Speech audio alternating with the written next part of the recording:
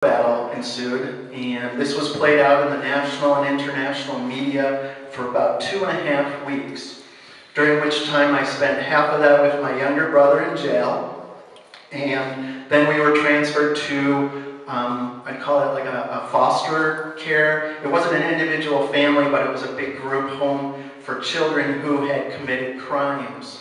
My roommate was a young boy, I'll never forget his name, Danny. And he had killed both of his parents. The only way social workers came and went, they had no idea what to do with us. This was unheard of at that time. The only way that I would learn about my mother or my father was by watching Dan Rather on the evening news. This was played out in the national and international media for the full 2.5 weeks. Jimmy Carter had to step in as president and upheld the 1980 Parental Kidnapping Prevention Act. This allowed the state of Texas to recognize my father's custody of us in the state of Texas. And therefore, most of the states now recognize, because of that law, a custody degree from state to state. And in a real undercover operation, my father, along with undercover people, took us back to New York, during which time my mother had already had hits put out to make sure that my father was killed on the way back to New York. Once we got back to New York, there were more custody battles. This was parental abduction at that time was not a crime. My mother was charged with a misdemeanor, never served any prison time, and therefore continued to come at my father and at us.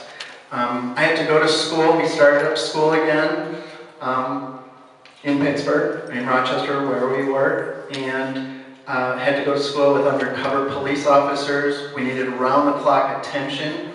My mother had people try to kidnap us. In fact, in an unsuccessful time, 2 of the wrong children were taken and left out on 490 when realized that they took the wrong kids. Life did not get back to normal for a long time until my mother's dramatic suicide, and then I knew that that chapter of my life was over. These are scars that you live with for a lifetime, you don't get over. My goal of speaking out about my experiences is to educate with the hopes of prevention. That's why I'm on board with the National Center for Missing and Exploited Children. Speaking out, making a difference.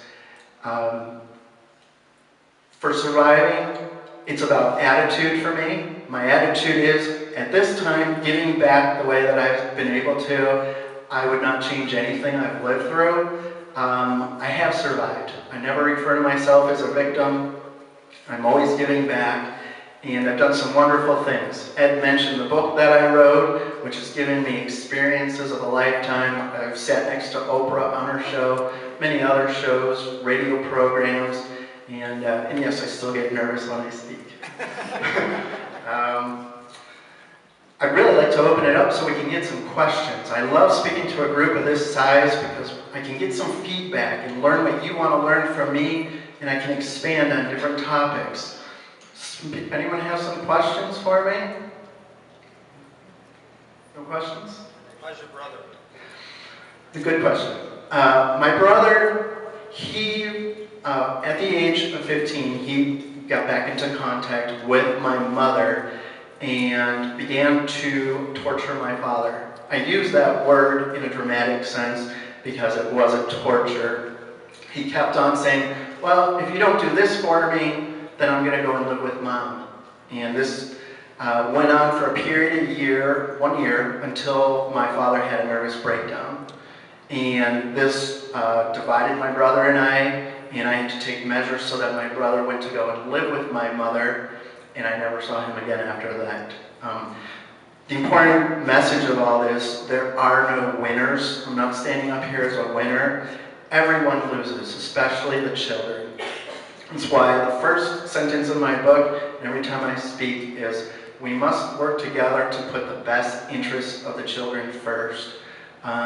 It is about surviving, and so there are no more victims. Okay. Any other questions? Love some questions? Yeah, Tony. I was fortunate enough to read the book a few years ago. I'd like you to add one more chapter. Okay. I think you have. Wonderful chapter. Yes, thank you. I need this drawn out of me, so perfect. When I say I'm a survivor, I should talk about my life now. That's what he's saying. I had the love of my life, Jill, sitting right here next to me. Couldn't be luckier. And we were married last May.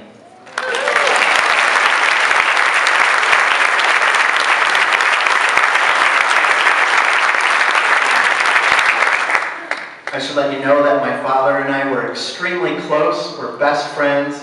He's doing very well. We have amazing lives, making a difference. Our lives are extraordinary, and that's why I say I would not change my experiences.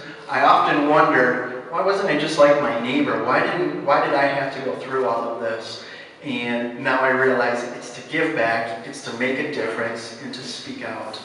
So all with the hopes of education and prevention. Any other questions right now? Do you ever speak to children about what's happened to you, Scott? And if you do, how do you bridge that, how do you talk to them?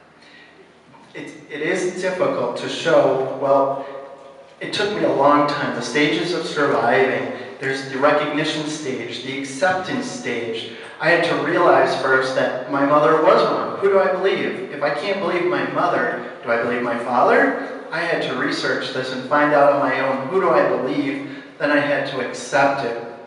So it's almost the same as dealing with adults. I've dealt with many adults who have not gone through what I call the different stages of recovery. I've met some adults through talk shows who will jump right from, okay, I went through this, now I'm ready to talk about it.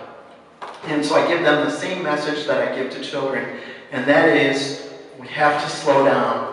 We have to go through the therapy stage. I had years of therapy, and having somebody to dialogue so that I could understand, what is this all about? Why did I go through this? Was it my fault? The same process of recovery that children of sexual abuse might go through.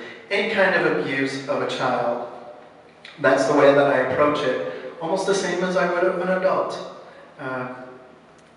Yeah, thank you for asking. Yes, over here. It's really interesting all the progress we've made since the 1980s, but what do you feel are the challenges in parental abduction and how the community perceives that now? That's excellent, because I'm going through that right now. Thanks to the National Center, I am part of a legislative committee. And last month, I went to Albany and I spoke before the senators and House members. And to my amazement, some of the laws that are in place are the same ones from when our case was going on. For example, before my father received custody of my brother and I, we went back and forth between his house in Rochester and my mother on Long Island. My mother, at the end of the weekend, would not voluntarily return us to my father. Every other weekend, there were police at the door dragging us out, literally by our shirts. Today, this is still not anything more than a misdemeanor. So I'm talking with senators, I'm speaking with House members, working with the center. I'm also part of a first of its kind FBI task force in order to get these laws strengthened, increased, new laws made. We should cut it off right before it starts. It will be a deterrence if these are a felony. And at this point, they're misdemeanors, they're a slap on the hand, just like my mother received almost 30 years ago. So these are things, if we could work and get these things passed, and they could hear me speaking about my experiences, this is what it's done, and this is what it's going to do to every child in the path of this. Hopefully we can make some headway, absolutely, and get these laws passed. Excellent question. Thank you for bringing that up. Yeah, this little guy right here. How long was I in prison? Wow. That doesn't sound too good. Well, that's an excellent question. I was there for 2.5 weeks because no one knew where to put me.